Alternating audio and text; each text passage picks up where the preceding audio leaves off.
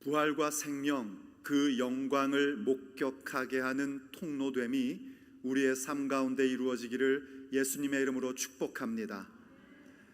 아버지 하나님의 그 놀라우신 사랑, 그리고 예수님의 공감하심이 우리의 삶 가운데 나타나게 될 줄로 믿습니다. 신앙 여정이란 궁극적으로 하나님의 영광을 마침내 목격하게끔 되어 있습니다. 우리의 삶 가운데 여러 가지의 일들이 일어납니다. 원하던 원치 않던 수많은 일들이 생기는데 결국 우리가 알게 되는 것은 그 모든 일들이 하나님의 영광을 위함임을 깨닫게 되고 발견케 되며 경험하게 됩니다. 바로 그 길로 우리를 이끌어 가시고자 우리 주님께서는 우리에게 믿게 하려 하심에 그 은혜를 베풀어 주십니다. 죄송합니다. 믿게 하려 하심의 은총을 베풀어 주십니다. 믿게 하시고자 우리의 기도에 응답해 주십니다. 믿게 하려 하시려고 우리의 필요를 기도할 때마다 채워 주십니다. 그렇게 함으로써 우리가 하나님께 사랑받는 사람이라는 사실을 확증해 주십니다. 물론 그 길을 가는 가운데는 하나님의 지연도 우리가 경험하곤 합니다. 왜 빨리 응답해 주시지 않을까? 왜 빨리 지금 당장 주시지 않나 하는 그런 의문이 들 때도 있습니다. 하지만 그것조차 우리에게 깨달음으로 오기 시작합니다. 그 지연은 지연이 아니라 하나님의 때, 하나님의 타이밍이 있다는 사실을 우리가 알게 되고, 하나님의 타이밍은 우리의 삶의 최고의 타이밍이라는 사실도 경험하게 됩니다. 그 일을 통해서까지 하나님의 영광을 보게 되는 것을 우리는 경험하게 됩니다. 물론 하나님의 인도하심이 때로는요, 내가 원하지 않고 내가 기대하지 않았던 엉뚱한 방향으로 끌고 가시는 것 같은 그런 때도 있습니다. 난 가고 싶지 않은데 주께서 함께 가자 하실 때도 있습니다. 그런데 그 일조차 결국은 우리를 믿게 하려 하시고 마침내 하나님의 영광을 목격하게 하려 하심임을 우리는 알게 됩니다. 그래서 마침내 우리는 고백하게 됩니다. 주여, 내가 믿나이다. 이 일들을 경험하며 체험하며 누리며 살아간다는 것은 우리의 믿음의 여정의 최고의 선물이고 최고의 영광입니다. 그런데 그 길을 가다가 문득 주님이 물으실 때가 있습니다. 이것을 내가 믿느냐? 참 이상합니다. 분명히 우리에게 그 영광 보여주시고 믿게 하려 하심의 은총을 주셨습니다. 우리가 믿어서 믿어진 게 아니라 주께서 믿게 하여 주셔서 믿어지게 된 겁니다. 너무 자꾸 감동이 온나 봅니다. 믿어지게 된 것입니다. 주님이 믿음 주셔서 믿어지게 되었고, 그 영광을 우리의 삶의 길목길목마다 보게 해 주셔서 우리가 그 길을 가고 있는 것인데, 그 중간중간에 주께서는 물으십니다. 이것을 네가 믿느냐? 우리의 삶 가운데 우리의 현실 속에 주님이 위로 주실 것을 믿는지 물으십니다. 예수님께서 바로 부활이며 생명이신 것을 믿는지 우리에게 물으십니다. 그리고 우리의 그 고백을, 우리의 그 믿음의 결단을 듣고 싶어 하십니다. 그래서 우리는 그분에게 우리의 믿음의 고백, 믿음의 결단을 드려야 합니다. 주여, 내가 믿나이다. 그때 하나님께서는요, 우리의 믿음의 결단과 고백을 아주 높은 가치로 여겨주십니다. 너무나 귀한 것으로 여겨주십니다. 그리고 그 믿음의 고백과 결단을 들으셨을 때에 그것을 너무 귀히 여기사 바로 그 고백과 결단을 드린 자들에게 하나님이 주시고 싶어 하시는 놀라운 영광을 이 땅에서뿐만이 아니라 영원 가운데에서도 목격하게 해주십니다. 바로 이러한 메시지를 우리는 요한복음 11장을 통해서, 곧 예수님께서 죽은 나사로를 살리시는 표적의 사건, 그 과정 가운데서 들어왔습니다. 과연 그랬습니다. 나사로, 예수님께 사랑받는 자가 병들고 죽었습니다. 그리고 예수님의 고의적인 지연이 있었습니다. 그리고 마침내 예수님께서 바로 그 사랑받는 자들의 슬픔의 자리, 절망의 자리 가운데 오셨습니다. 예수님께서 오신다는 소식을 마르다가 어떻게 먼저 듣게 되었습니다. 그래서 마르다가 동네 어귀로 예수님을 맞이하러 나갑니다. 그때 마르다는 예수님께 뭔가 자신이 알고 있는 양 이야기를 했습니다. 하지만 예수님께서는 그녀에게 그녀가 알고 있는 것이 전부 다가 아니라 진리가 무엇인지를 말씀해 주셨습니다.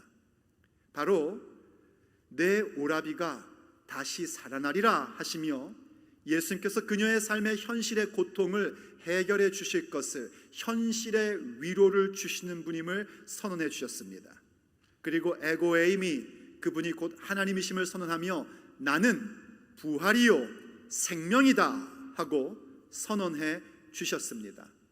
바로 이렇게 그분만이 부활과 생명이며 우리의 현실 삶에 위로를 주시는, 문제 해결의 위로를 주시는 주님이심을 가르쳐 주실 때에 그녀의 생각, 그녀가 가지고 있는 그 생각의 제한을 주님은 부수어 트리셨습니다.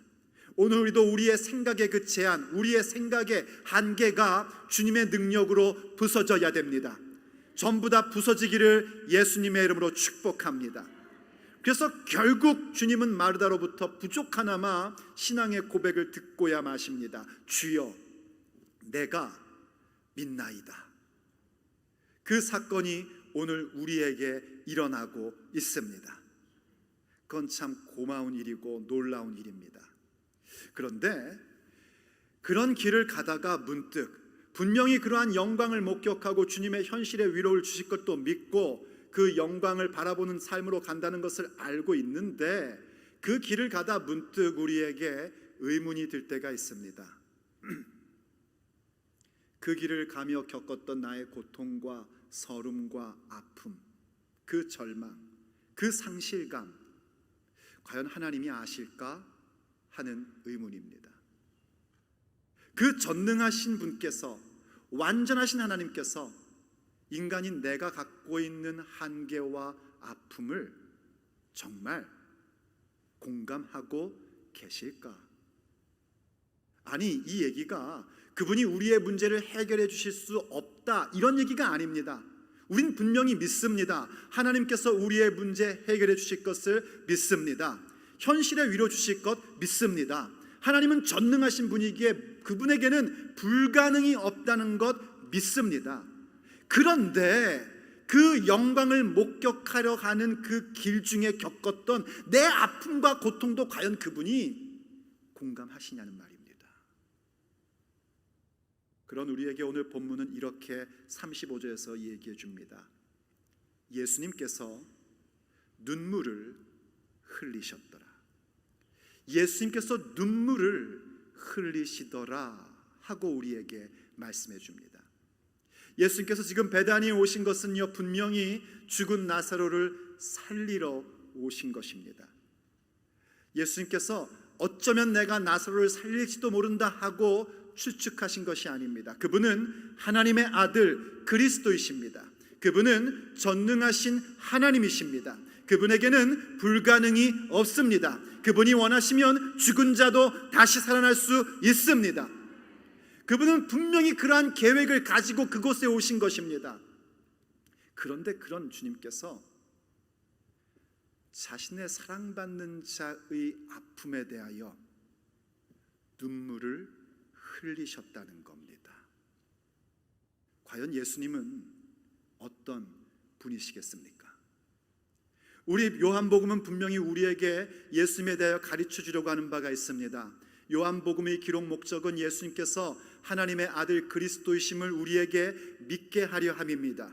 그리고 그 이름을 힘입어 생명을 얻게 하려고 요한복음을 기록해 주고 있습니다. 맞습니다. 예수님은 하나님의 아들 곧 하나님이십니다. 그분은 유일하신 그리스도이십니다. 그분은 전능하신 주님이십니다. 그런데 그런 그분이 우리의 아픔에 대해서 눈물을 흘리시더라는 겁니다. 그래서 우리는 새삼 다시 한번 묻게 됩니다. 예수님은 나에게 과연 어떤 분인가? 오늘 본문이 우리에게 말해주고자 하는 주님의 메시지입니다. 과연 예수님은 어떤 분일까요? 첫째, 예수님은 내 삶이 통로되게 하십니다. 그분은 내 삶에서 경험하고 있는 어떤 절망도, 어떤 슬픔도, 어떤 아픔도 모든 사람들이 하나님의 영광을 보게 하는 통로로 만드시는 분이십니다. 자, 무슨 얘기인지 한번 본문을 보면서 우리가 살펴보겠습니다. 다시 한번 본문 28절로 가보십시오. 이 말을 하고 돌아서서 가만히 그 자매 마리아를 불러 말하되 선생님이 너를 부르신다 하니, 지금 누가 누구에게 얘기하는 거냐면 마르다가 마리아에게 이야기를 하는 겁니다. 마르다가 주님 앞에 주님께서 자신의 그 생각의 한계를 부수어뜨리는 것 가운데에 부족하나마 주여 내가 믿나이다 하고 고백을 했습니다. 그리고 자기 동생 마리아에게 온 겁니다. 그리고 마리아에게 와서 선생님이 너를 찾는다 하는데 그것을 조용히 가만히 개인적으로 이야기를 했다는 겁니다. 우리가 누가복음을 보면은요, 마리아의 성품은 이렇게 조용히 말하는 성품은 아닙니다. 그 마리아는 굉장히 적극적이고 활동적인 여인이고 그 말이 굉장히 직성적인 그런 여인이었습니다. 그런데 그녀가 이렇게 가만히 아무도 못 듣게 마리아에게 이렇게 말했다는 것은 많은 학자들의 표현이 예수님께서 마르다에게 그렇게 말씀하셨을 것이다 라고 그런 생각을 합니다. 저도 동의합니다. 예수님께서 마르다에게, 자 마리아에게 가서 내가 너를 보겠다고, 마리아를 보고 싶다고 조용히 가서 알려라, 개인적으로 알려라 하신 거죠. 그래서 그렇게 알린 겁니다. 그러자 그 얘기를 듣자 29절에 마리아가 이 말을 듣고 급히 일어나 예수님께 나아가매 예수님은 아직 마을로 들어오지 아니하시고 마르다가 맞이했던 곳에 그대로 계시더라. 마르다가 맞이했던 그곳은 단순한 동네 어기차원이 아니라 주님의 말씀의 진리를 선포해 주셨던 자리입니다. 거기에 계셨고 예수님은 이 절망과 슬픔 가운데 있는 마리아가 예수님이 계신 곳으로 오기를 원하신 겁니다. 그래서 마리아가 어떻게 했죠? 예수님께서 찾으신다는 이야기를 듣자마자 급히 일어나 예수님께 나아왔답니다. 슬프고 아프지만 머물러 있는 것이 아니라 주님 계신 그 자리, 주님께서 만나기를 원하시는 그 자리 가운데 그녀가 뛰어나온 겁니다. 우리에게 그것이 필요합니다. 우리가 어떤 슬픔과 아픔과 한계를 느낄 때 여러분이 집에서 이불 뒤집어 쓰고 있는 상태에서는 어떤 기적도 볼 수가 없습니다. 주님께서 오라 하시는 그 자리로 나오셔야 됩니다. 진리를 선포해 주시던 그 자리, 우리의 생각의 한계를 부수어뜨리시던 그 자리 가운데로 여러분들이 급히 일어나 나오셔야 됩니다. 오늘 이 자리가 그 자리 되기를 예수님의 이름으로 축복합니다. 자, 그러자 어떤 일이 생기는지 보십시오. 31절 말씀입니다. 마리아와 함께 집에 있던 위로하던 유대인들은 그가 급히 일어나 나가는 것을 보고 곡하러 무덤에 가는 줄로 생각하고 따라가더니, 마르다가 마리아에게 굉장히 조용히 비밀스럽게 얘기했기 때문에 마리아가 갑자기 급히 일어나서 나가니까 이 마리아와 마르다를 위로하러 왔던 조문객들이 아하, 마리아가 슬픔을 이기지 못해서 오빠 무덤에 가서 곡하려나 보다 하고 마리아를 따라간 겁니다. 조문객들이 해야 할 중요한 잡이 뭐냐면 바로 그렇게 슬픔을 겪은 유가족들과 함께 곡하는 겁니다. 이스라엘 백성들은 우리 옛날 한국 사람들처럼요, 사람이 죽으면 장례 기간 동안에 곡을 했답니다. 아이고 아이고 이러는 것처럼 곡을 했답니다. 바로 그렇게 곡하는 줄 알고 따라간 거예요. 따라갔는데 어디에 갔냐면 예수님과 마리아의 만남의 자리 가운데 가게 된 겁니다. 그리고 거기에서 마리아의 모습을 보게 됩니다. 한번 32절을 보십시오. 마리아가 예수님 계신 곳에 가서 배웁고 그 발 아래 엎드려 이르되 주께서 여기 계셨더라면 내 오라비가 죽지 아니하였겠나이다 하더라. 지금 마리아가 한 말은 지난주에 봤던 마르다가 한 말과 토시 하나 틀리지 않고 똑같습니다. 무엇을 우리에게 가르쳐주고 있냐면 마리아 역시 그의 마음 가운데 영적인 피로감과 상실감을 갖고 있음을 증명하는 겁니다. 그런데 차이가 있습니다. 마르다는 자신이 뭔가를 아는 척하며 말했습니다. 그런데 마리아는 그녀가 보여준 모습이 뭔가 예수님께 급히 달려와 그분을 뵙고 그분의 발 앞에 엎드렸습니다. 이것이 중요합니다. 우리가 주님의 진리가 선포되는 자리 가운데 주님의 초청을 듣고 급히 뛰쳐나옵니다. 절망과 슬픔과 아픔을 갖고도 그렇게 뛰어나옵니다. 그때 우리가 주님 앞에 드려야 될 것은 비록 내가 영적인 피곤함과 상실감을 갖고 있다 할지라도 그분 발 앞에 엎드리는 겁니다. 그 발 앞에 엎드린다는 것은 문자적으로 그 존재의 권위를 내가 존중히 여기는 모습이고, 그것은 다른 말로 하면 그 존재를 경배하는 모습입니다. 주님의 권위를 받아들이십시오. 그분의 권위를 인정하십시오. 그분의 권위를 여러분들이 존중히 여기십시오. 그리고 예수님 발 앞에 엎드려 경배하고 예배하십시오. 거기에서 기적이 일어나기 시작합니다. 거기에서 죽은 나사로를 살리시는 주님의 움직임이 시작되는 겁니다. 아니나 다를까 예수님께서요, 그 자리에서 마을로 들어가지 않으시고 나사로의 무덤으로 가십니다. 마리아와 함께 가십니다. 마리아뿐입니까? 마리아를 따라왔던 조문객들도 함께 나사로의 무덤으로 가게 됩니다. 그리고 그곳에서 예수님께서 주시는 영광, 하나님의 영광, 나사로를 살리시는 그 사건을 함께 목격하게 됩니다. 잘 보십시오, 여러분. 마리아는 고통과 아픔과 슬픔 속에 주님 앞에 나온 겁니다. 슬픔 가운데에도 주님을 예배한 것입니다. 그런데 주께서 그녀의 그 모습을, 그 고통과 그 아픔의 모습을 어떻게 승화시키는가?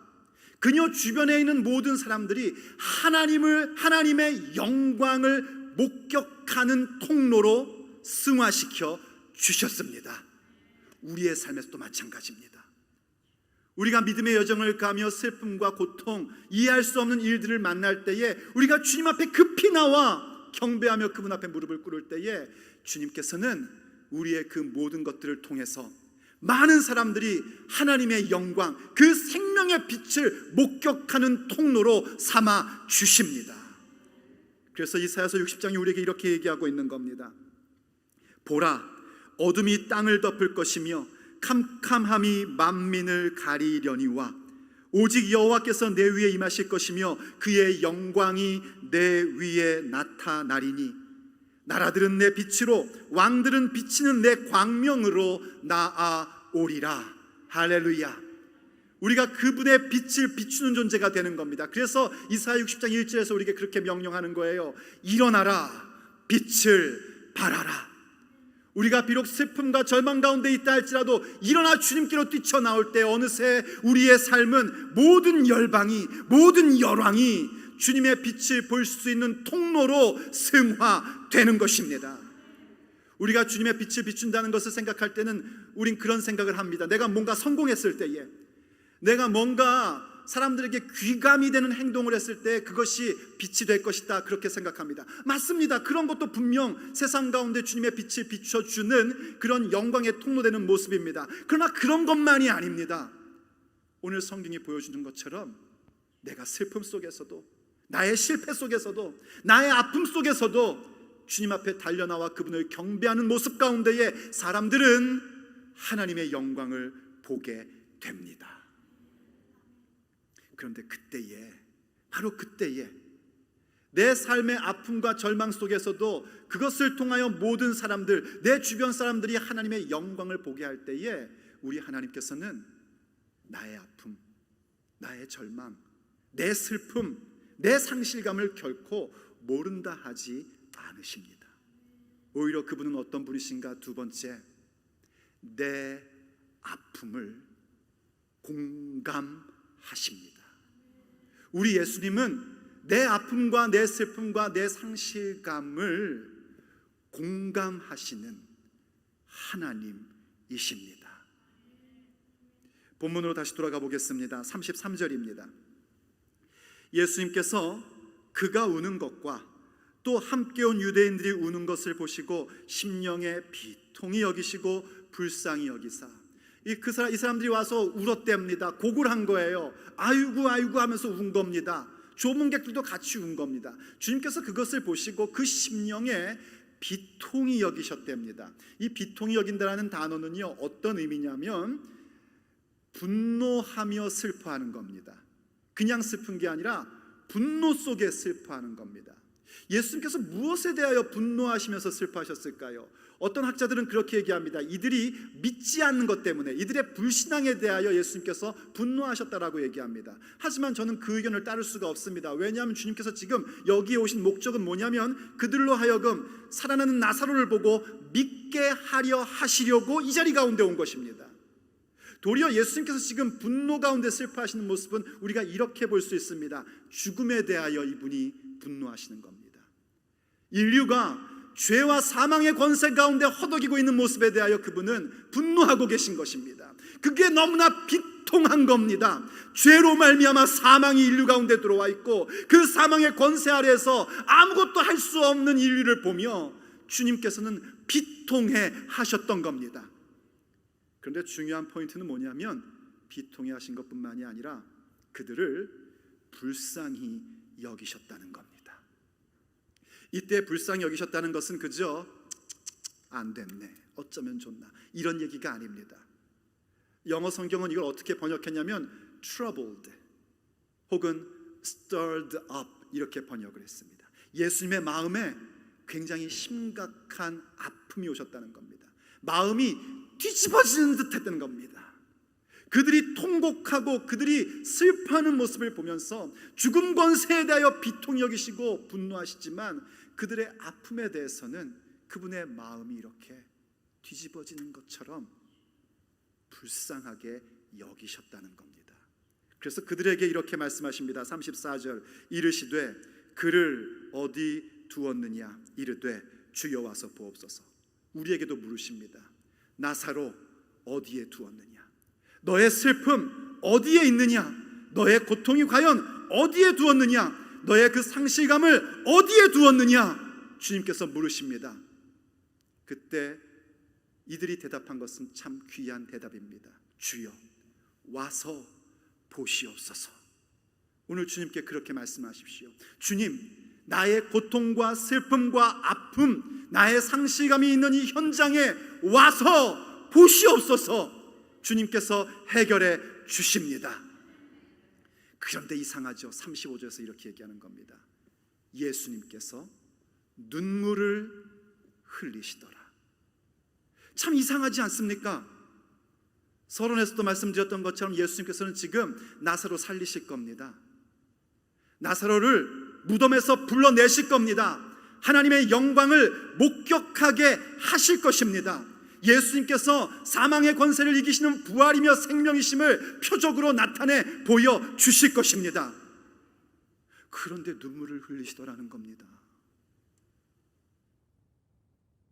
분명 응답 주실 것인데 그들과 함께 슬퍼하셨다는 겁니다. 본래 줄 거면은 슬퍼할 일이 없습니다. 왜 여러분, 아빠들은 좀 짓궂지 않습니까?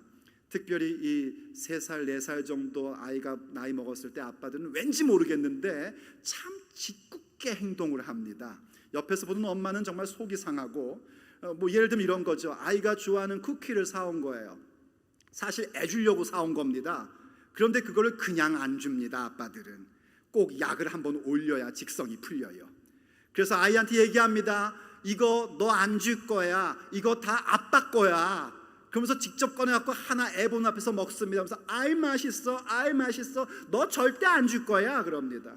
사실은 장난치는 겁니다. 그런데 애는 알 턱이 없습니다. 애는 굉장히 심각해집니다. 급기야 눈물을 터뜨립니다. 그럼 이제 아빠는 만족합니다. 드디어 울렸다 하면서 그 아이를 끌어안아주고 아이고 아이고 아이고 농담한 거야. 아빠가 장난친 거야. 우리 이쁜 아이, 우리 이쁜 딸내미, 우리 이쁜 아들, 이거 다 네 거야. 그럼 아빠 품에 안겨서 눈물을 흘리면서 들먹이면서 흐느끼면서 그 과자를 먹습니다. 이렇게 아빠들은 짓궂습니다. 그때에 아이가 통곡하고 울을 때 아빠들이 절대로 애랑 같이 안 웁니다. 왜냐하면 줄 거니까요. 그런 아주 그 짓궂은 아빠 때문에 가끔씩 우리는 하나님 아버지를 오해할 때가 있습니다. 사랑하는 성도 여러분, 우리 하늘 아버지는 절대로 짓궂지 않으십니다. 오히려 그 모든 인생의 여정 속에 우리가 눈물을 흘리고 통곡할 때에 예수님은 함께 우십니다. 오늘 본문이 그걸 우리에게 보여줍니다. 분명 나사로 살리실 건데, 분명 응답해 주실 것인데, 그 순간 그들이 가지고 있는 억울함, 그들이 가지고 있는 슬픔에 대하여 주님께서 눈물을 흘리시더라는 겁니다. 이때 눈물을 흘리시더라는 이 단어는요, 그 원래의 단어, 그들이 곡하다, 통곡하다라는 단어와는 다른 단어입니다. 그들이 울다라는 단어와는 다른 단어예요. 이 단어와 시제를 잘 이해해 보면 이렇게도 번역을 할 수 있습니다. 예수님께서 왈칵 눈물을 쏟으시더라. 그러니까 그저 장례식장에 가가지고 그냥 뭐 조금 눈물을 흘려주고 뭐 아이고 하다가 누구 안 사면 왔어 반가워 꼭 육개장 먹고 가 그리고 또 아이고 이런 차원이 아니라는 겁니다. 정말 주님의 마음이 stirred 되어서 왈칵 눈물을 쏟으셨다는 겁니다. 왜요? 우리의 아픔과 서러움과 우리의 상실감을 그분이 공감하셨기 때문입니다. 그래서 히브리서 4장 우리에게 이렇게 설명을 해줍니다. 우리에게 있는 대제사장은 우리의 연약함을 체휼하지 아니하는 자가 아니요 모든 일에 우리와 같이 시험을 받은 자로 돼 죄는 없으시니라. 개역 한글 성경입니다. 아주 탁월한 번역 체휼이라고 번역을 했습니다.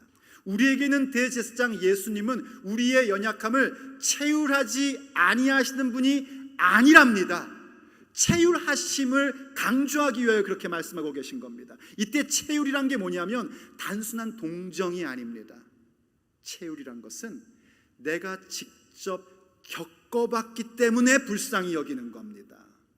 시편 147편 3절을 보면은요, 하나님께서 우리의 아픔을 치유해 주시고 우리의 상처를 회복해 주신다라는 말씀이 있습니다. 맞습니다. 우리 하나님은, 우리 예수님은 치료자이십니다. 우리의 상처를 회복시켜 주시는 분이십니다. 그런데 그때 우리의 아픔과 상처를 회복시켜 주시고 치유해 주실 때 그것이 기계적인 치유가 아니란 말입니다. 병원에서 의사가 환자 치료해 주는 모습이 아니란 말이에요.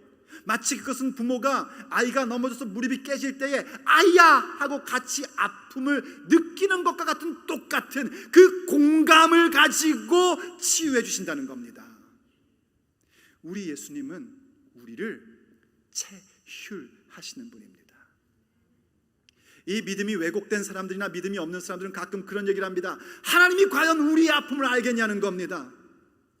그분은 사망이 없는 생명이시고 그분은 전지전능하신 분이고 그분은 무소부지하신 분이니 인생이 느끼는 어려움과 인생이 느끼는 한계에 대하여 과연 얼마나 아시겠느냐 하고 그렇게 이야기를 합니다. 시편 74편 같은 데를 봐도요 그런 표현이 나옵니다.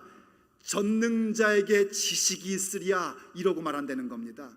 그때 그 지식이라는 것은 인간의 고충과 인간의 아픔과 인간이 살아가는 데 필요한 것들에 대한 지식이 있겠느냐 이런 얘기를 하는 거예요. 그런 겁니다. 하나님은 거기 계시고 나는 여기 있으니 하나님이 어떻게 그걸 아시겠습니까? 그러니까 맨날 나한테 똑바로 살라고 믿음으로 살라고 그렇게 말씀만 하시죠. 이러고 대든단 말입니다. 그런 그들에게 오늘 주께서 말씀하시는 겁니다. 내가 너희들의 그 한계, 너희들의 그 배고픔, 너희들의 그 상실감과 피로감 다 경험하여 안다. 그리고 너희들의 그 연약함을 나는 불쌍히 여긴다. 맞습니다, 여러분. 그분이 바로 예수 그리스도십니다. 하나님의 아들 그리스도이신 그분께서 육신이 되어 이 땅 가운데 거하셨습니다. 우리의 믿는 바는 예수님의 신성과 인성을 믿습니다. 예수님은 100% 하나님이십니다. 그리고 동시에 100% 사람이십니다. 바로 예수님의 신성과 인성을 믿을 때 그 인성을 믿는 파트가 뭐냐면 그분이 우리의 모든 한계와 연약함을 체휼하신다는 점입니다. 그분이 육신이 되어 천지를 창조하신 그 하나님께서 우리와 같이 마리아의 뱃속에 10달간 계셨습니다. 그 전능하신 하나님께서 우리와 같이 걸음걸이를 배우기 위하여 수백 번도 더 넘어지셨습니다. 지혜의 하나님이신 그분께서 우리처럼 엄마라는 말 한마디를 띄기 위하여 엄마 해봐, 엄마 해봐, 엄마 해봐 이 이야기를 수천 번도 더 들으셨습니다. 그 거룩하신 하나님께서 10대의 그 거북함과 불편함을 몸소 다 겪으셨습니다. 무소부재의 하나님께서 갈릴리 나사렛이라는 촌동네에 30년간 매여 사셨습니다. 어디 그뿐입니까? 죄가 없으신 분, 그분은 그러한 모든 걸 갖고 있음에도 불구하고 하나님의 아들이시기에 죄는 없으십니다. 그럼에도 불구하고 우리의 죄를 짊어지고 십자가를 지시는 고통도 경험하셨습니다. 하나님과의 단절이 얼마나 심각한 고통인지를 몸소 체험하셨습니다. 그런 그분께서 사실 우리에게 나도 체험했는데 너희들은 왜 못하냐? 라고 하실 수 있는데 그렇게 하지 않으시고 오히려 우리의 연약함을 체휼하십니다. 그렇게 우리와 함께 울고 계신다는 겁니다. 그래서 우리에게 생긴 것이 뭔가? 바로 그 다음 절 히브리서 4장 16절의 그 놀라운 사건의 고백이 우리에게 나오는 겁니다. 16절 말씀을 보십시오. 우리 같이 읽어보겠습니다. 시작. 그러므로 우리가 긍휼하심을 받고 때를 따라 돕는 은혜를 얻기 위하여 은혜의 보좌 앞에 담대히 나아갈 것이니라. 할렐루야.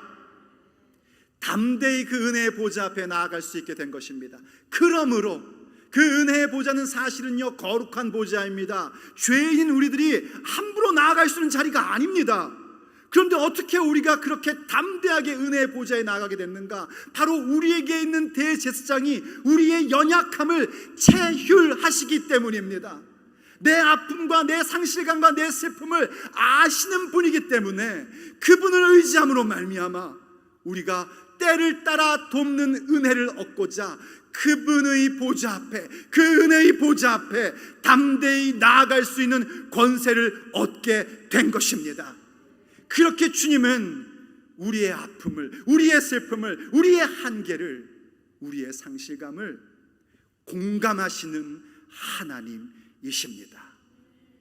이것을 오늘 여러분들이 경험하셔야 됩니다. 이것을 경험할 때에 거기에서 주님의 놀라운 사건이 일어납니다. 우리 주님은 우리의 그러한 아픔과 슬픔과 절망과 상실감을 공감하시는 것으로 끝나지 않으십니다. 오히려 그 모든 일들을 일으켜 세워 주십니다. 왜냐하면 우리를 사랑하시기 때문입니다. 그러므로 세 번째, 주님은 어떠한 분이신가? 나를 사랑하여 일으키시는 하나님이십니다. 나를 사랑하시어 일으키십니다.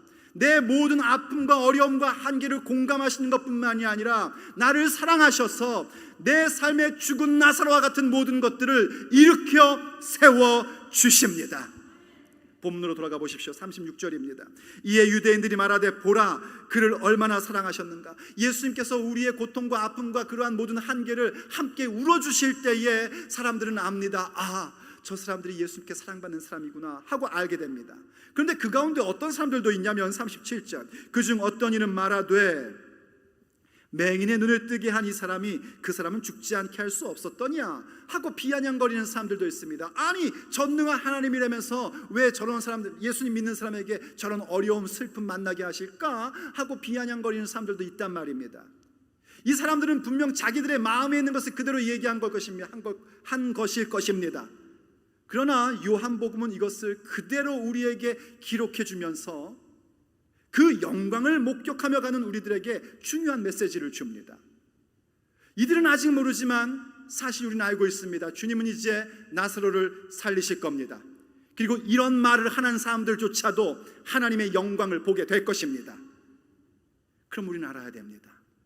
이러한 말들 속에 주께서 주시는 메시지, 바로 우리는 주님께 사랑받는 자들이고 주님은 우리를 사랑하시기 때문에 반드시 나사로를 일으키신다는 사실입니다. 무엇이 여러분의 나사로입니까? 무엇이 여러분의 슬픔입니까? 무엇이 여러분의 절망입니까? 무엇이 여러분의 상실감이며 절망감입니까? 그것이 무엇이든지 우리를 사랑하시는 그분이 일으켜 세워 주십니다. 우리와 함께 슬퍼하며 우리와 공감하실 뿐만이 아니라 그분의 전능함으로 그 모든 나사로의 요소들을 일으켜 세워 주십니다. 그렇게 함으로 알게 하실 겁니다. 하나님께서 우리를 얼마나 사랑하시는지, 주님께서 우리의 아픔을 얼마나 공감하고 계시는지를 분명하게 알게 하실 것입니다. 그래서 우리는 기억합니다. 로마서 8장 28절 말씀 또 한번 같이 읽어보죠. 시작. 우리가 알거니와 하나님을 사랑하는 자 곧 그의 뜻대로 부르심을 입은 자들에게는 모든 것이 합력하여 선을 이루느니라. 믿어주시면 아멘 합니다. 우리가 알거니와 경험하여 알게 되는 겁니다. 주께서 믿게 하려 하심의 은총이 있었고 내 육체의 날들 가운데 하나님의 영광을 목격하게 하시고 현실의 위로를 주시며 마침내 부활 생명 주시는 그 모든 것들을 아는 자 된 것입니다. 우리가 알거니와 하나님을 사랑하는 자, 또 다른 표현으로는요 하나님께 사랑받는 자입니다. 우리가 어떻게 하나님을 사랑합니까? 그분이 우리를 먼저 사랑하셨기 때문입니다. 곧 그 뜻대로 부르심을 입은 자들입니다.